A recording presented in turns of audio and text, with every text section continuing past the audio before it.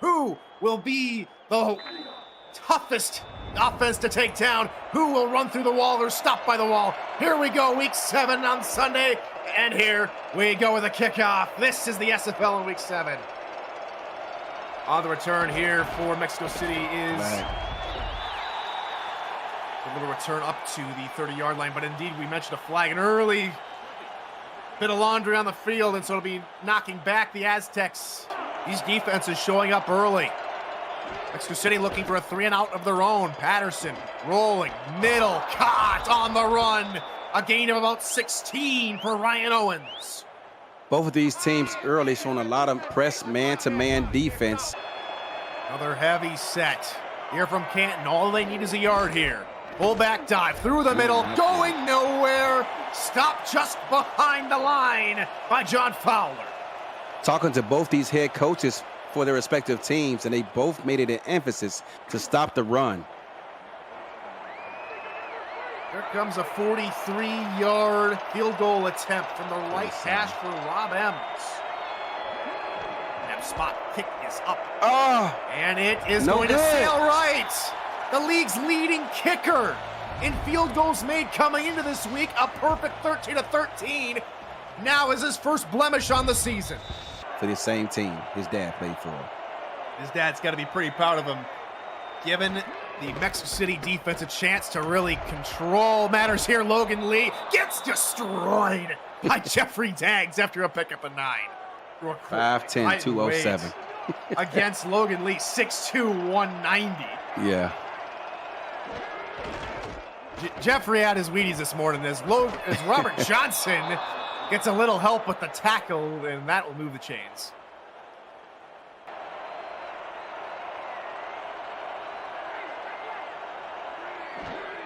That was the 12th run of the game. Here's the 13th run. Good shifty move from Logan Lee, trying to edge out Liam Ryan inside the 25-yard line. Beautiful open field running from Logan Lee.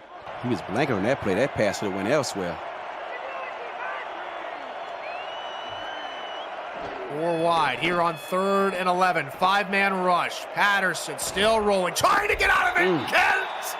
Evan Miller gets into the sack and a loss of 6. Loss of 6, but I wonder just which direction the ball, the wind is blowing, because who knows, they might have knocked him out of field goal range. Let's see what Canton does here. Same distance on the opposite side of the field. He pushed it right there. This time he's going to try and hook it left, and it sneaks in through the left upright this time around. He will take a much-needed rest on the sideline as Jacob Morrison checks in. Here with 4 wide receivers. Trips to Sipes right. Linebacker shift again. Blitz coming from out the edge. Sipe picked it on the run. Back the other way goes Mark Gronick inside the 30-yard line. Sipe trying to chase him down, and Gronick is going to be hopping mad at the referee who was impeding his way down the sideline. Second time we've seen Canton dial that play up, and neither time has it been successful. 3rd down. Bunch on the left-hand side. Offensive line trying to play contain. Patterson to the end zone. It's pitched to the end zone! The defense comes up with a clutch. It's the Hall of Famer, Jeffrey Daggs. Jeffrey Daggs bails out the defense after they were put in a horrible position in terms of field position starting this drive, and to come away with 0 points has to be very deflating for Canton here on the road, anticipating running to the other side of the field. Brings up 2nd and 10. Another run near side. Logan Lee on the give. Spins out of one. Osiris taken for a ride.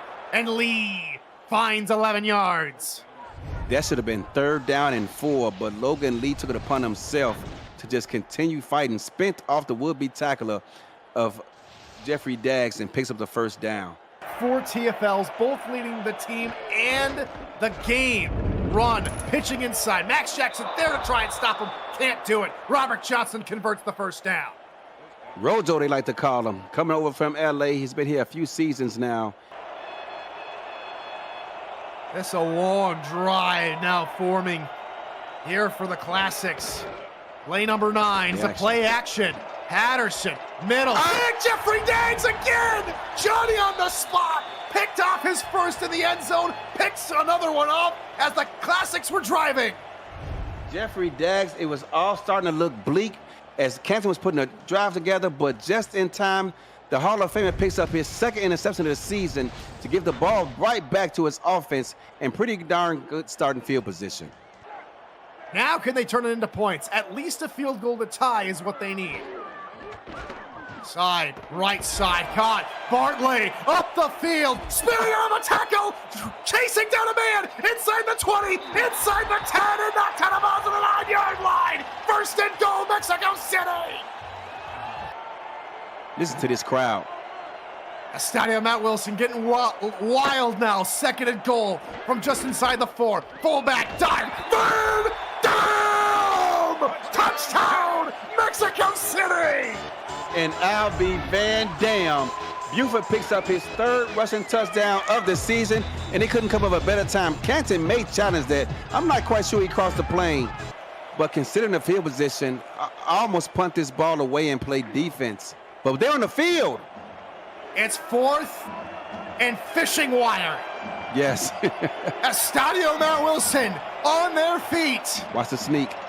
4th and inches. Patterson, hands off, and they'll get through and more. A gain of about 5 for Rojo. Well, you know what? Come to think of it, you got the #1 rushing offense. After the first down conversion, 4 wide here for Patterson. Blitz coming. Pass underneath, caught wide open. Ryan Owens to the 40-yard line. They're marching down the field. It almost looked like Mexico City came on a blitz on a corner, but I couldn't quite see from that angle. To this Canton attack. And now it's being called on a lot more. Pitch outside. Bill Cherry, a fullback pitch, and he gets out of 1 and fights off Max Jackson for another first down. Caught Mexico City napping. They brought the blitz right up the middle of the field, in between the tackles, which left the outside exposed. And Max Jackson, you're right, saves an even bigger gain. From the Mexico City 29-yard line, what do the Classics dial up here with 3:26 left to go in regulation? A field goal does not do it. Patterson, middle. Wow. Jackson couldn't stop Talon Steele that time. First and goal, Classics. Yeah, you got to remember, they are doing all of this without Aldo De La Pree Sr. on the field. He's not coming back to bid him out of this ball game. Talon Steele stepping up. That's his, I believe, his first catch of any significant yardage today, and he couldn't come up with a better time. 2:42 now. Clock winding. These offenses starting to click. Play action. Patterson. Oh, dang. Has time. Middle. Back in the end zone. Talon Steele. Caught. Touchdown. Can't Hendry take the lead. And that play action caught everyone off guard. Why not think they were throwing it? Because, running it, because they've been running it all game. Oh, this is a big play right here. I don't blame them for running the ball, knowing it's 4-down territory, but they got to move. They got to go. 20 seconds now.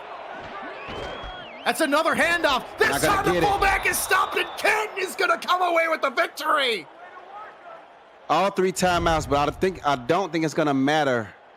That was some questionable decision there on 4th down. I don't mind the 3rd down run because you know it's 4th down territory, and you're hoping to catch Canton off guard. We've seen crazy things happen in this league. Morrison back deep to return. Charles Brown to punt this one away, nearly blocked. Morrison's gonna have it all to do at the 20-yard line. He cannot! Liam cannot do it! And the Aztecs will fall to 4-2, and Canton moves to 5-1 in a brilliant game here on the road.